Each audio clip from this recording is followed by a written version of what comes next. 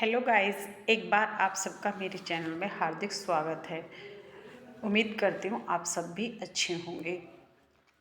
मैं आज BA third year से संबंधित BA first year BA second year तीनों में आज्ञा जी की रचनाएं लगी हुई हैं। आज मैं बीए फाइनल ईयर में 2011 से लेके अब तक के जितने भी आज्ञा जी से संबंधित प्रश्नोत्तरी लगी हैं उन पर चर्चा करूँगी। उम्मीद करती हूँ आपको पसंद आएगी। आज्ञा जी की कई रचनाएं इसमें लगी रही, जैसे नदी का दीप, उधार, कल की बाजरे की, ये सारी जो भगनदूत आदि रचनाएं इसमें लगी हुई हैं बीए थर्ड ईयर के सिलेबस में। मैं उन्हीं पे जैसे एक क्वेश्चन बनता है आज्ञा जी का पूरा नाम, तो आज्ञा जी का पूरा नाम सच्चिदानंद हीरानंद वात्सल्य आज्ञा है। आज्ञा जी का जन्म कब और कहाँ हुआ था? तो आज्ञा जी का जन्म 7 मार्च 1911 कुशीनगर उत्तर प्रदेश में हुआ था। इनकी मृत्यु या देहांत 4 अप्रैल 1987 को हुई थी। इनकी जैसे पर क्वेश्चन लगा है, आज्ञा की उधार शीर्षक कविता तार सप्तक के किस शीर्षक में प्रकाशित हुई थी? तो इसमें नदी के दीप जो मतलब या क्वेश्चन लगा था, जो उधार नाम की कविता वो कौन से काव्य संग्रह में संग्रहित है? तो वो नदी के दीप में लगी थी, सवेरा उठो के नाम से। और आज्ञा जी सन 1947 में आज्ञा जी ने किस पत्रिका का संपादन किया जिसके माध्यम दो प्रयोगवाद काव्य आंदोलनों को शक्ति मिली? तो वो है प्रतीक। अगला क्वेश्चन है, आज्ञा जी का प्रथम काव्य संग्रह भगनदूत किस वर्ष में प्रकाशित हुआ था? तो 1933 में। यह ऐसा भी क्वेश्चन लग जाता है कि आज्ञा जी का प्रथम काव्य संग्रह कौन सा है? तो भगनदूत। सांप आज्ञा की एक कविता है, व्यंग्यात्मक है या आलोचनात्मक है? इस तरह से क्वेश्चन लगे तो ये व्यंग्यात्मक या व्यंग है। तार सप्तक की परिकल्पना किस बुद्धि की उपज है? तो प्रभाकर माचवे। तार सप्तक की जो परिकल्पना था वो सर्वप्रथम, जबकि संपादक आज्ञा जी, लेकिन परिकल्पना किसने दी थी? वो प्रभाकर माचवे ने। आंगन की पार द्वार काव्य संग्रह कितने खंडों में विभक्त है? तो यह 3 भागों में विभाजित है। प्रयोगवाद के प्रवर्तक के अनुसार प्रयोगवादी कवियों का मुख्य तथ्य क्या था? तो इसमें था नई राहों का अन्वेषण, या इनको राहों का अन्वेषी भी कहा गया है। तार सप्तक के कवि नहीं हैं, मतलब 4 तार सप्तक हुए थे। एक तार सप्तक, एक पहला, एक दूसरा, एक तीसरा और एक चौथा। तो जो पहले के नहीं है वो शमशेर बहादुर सिंह नहीं है, जबकि इसमें ऑप्शन में था आज्ञा जी थे, और इसमें कई ऑप्शन में दे रखा था, तो इसमें शमशेर बहादुर ऑप्शन में ये दूसरे तार सप्तक के थे। इसमें मुक्ति बोध था, इसमें एक धर्म, देखो इसमें देवी रखा गिरजा कुमार माथुर, मुक्ति बोध और प्रभाकर माचवे, ये तीनों प्रथम तार सप्तक के थे, जबकि शमशेर बहादुर नहीं थे। अगला क्वेश्चन है, आज्ञा कौन से वाद का कवि है? तो प्रयोगवाद का। प्रयोगवाद क्या कहा गया? क्योंकि इन्होंने नए नए प्रयोग किए। इसमें है दीप अकेला, कविता में प्रयुक्त निम्नलिखित शब्दों का अर्थ सुलमित कीजिए। देखिए, कृति का भाग्यवान, समधि का यज्ञ सामग्री, अयुध का पृथक और संयुक्त, मतलब इनका अर्थ पूछा गया कि किससे किसका मिलान किया गया। अगला क्वेश्चन है, आज्ञा के जीवन का मूल दर्शन किस कविता में प्रतिफलित होता है?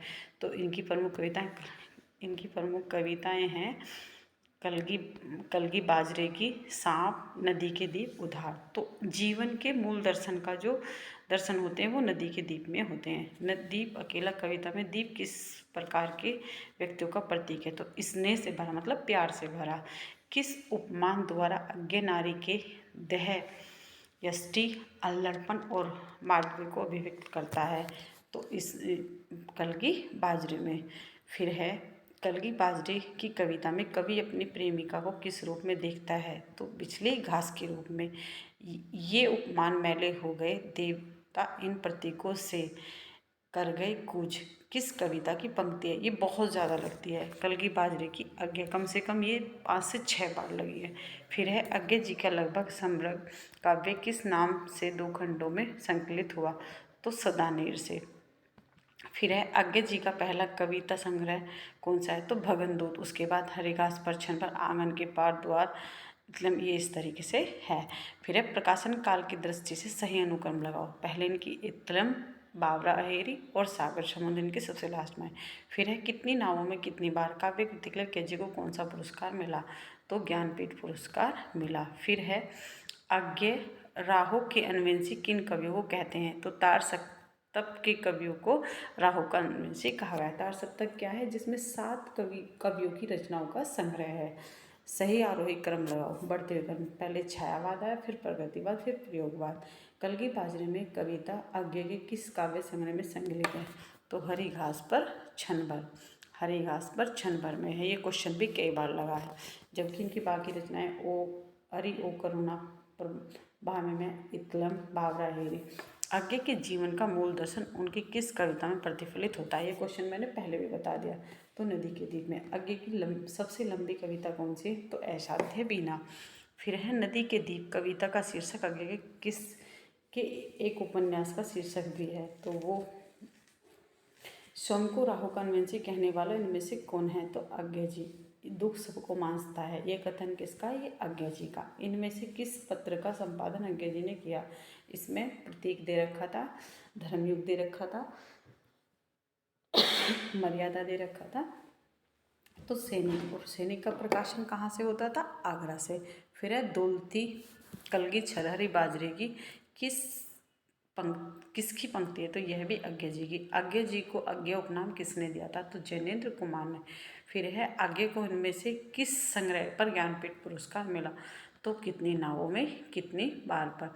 फिर है कलगी बाजरे की कवि कलगी की उपमा किसके लिए करता है? तो छरहरेपन के लिए करता है। छरहर मतलब पतला। आधुनिक युग का साधारण व्यक्ति यौवन वर्जनाओं का पुंज है, यह कथन किसका है? तो यह कथन आज्ञा जी का है। फिर है मौन भी अभिव्यंजना है, जितना तुम्हारा सच है उतना ही कहो। यह पंक्ति किस कवि का है? तो यह आज्ञा जी के। आज्ञा जी को 1964 में साहित्य अकादमी पुरस्कार किस रचना पर मिला? तो आंगन के पार द्वार। क्वेश्चन ऐसे भी लग सकता है, ज्ञानपीठ पुरस्कार किस रचना पर मिला? तो ज्ञान वो मिला इनको कितनी नावों में कितनी बार। और साहित्य अकादमी पुरस्कार इसमें आंगन के पार द्वार। नदी के दीप कविता में नदी दीप को क्या देती है? तो संस्कार देती है। इस प्रकार मैंने कुछ महत्वपूर्ण प्रश्नों पर चर्चा की है। ये अब तक 2011 से लेके 22 तक काफ़ी बार क्वेश्चन पूछे गए हैं, तो इनका मैंने एक नोट्स बनाकर आपको देने का प्रयत्न किया। उम्मीद करती हूँ आप सबको पसंद आएंगे। धन्यवाद।